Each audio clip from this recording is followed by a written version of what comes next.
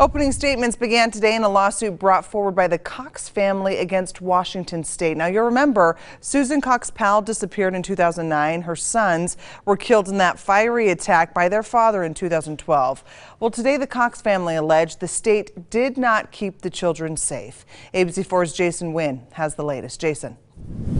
The civil case was brought forward by the children's grandparents, Charles and Judy Cox. The two had to step outside the courtroom today because the memories were too traumatic to relive. The courtroom was filled with the Cox family as opening statements began Tuesday in a civil trial against the state of Washington. I want to introduce you to two boys. This is Braden Powell. That's his best friend, his brother Charlie.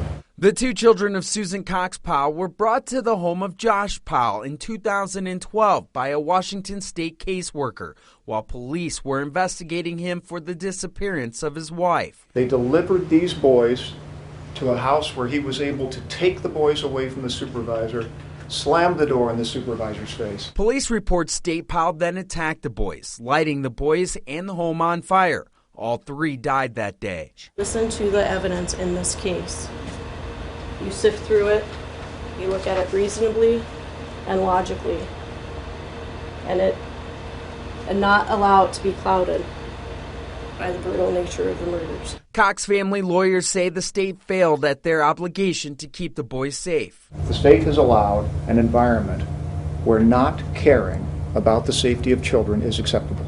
The department can also not use limitation of visitation as a sanction if they're not happy with the way a parent is acting during a visitation. The only authority to limit visitation is the court. The Cox family is asking for $5 million for every minute the two boys had to suffer. The trial is expected to last 4 weeks. In News Control, I'm Jason Wynn, ABC4 News. All right.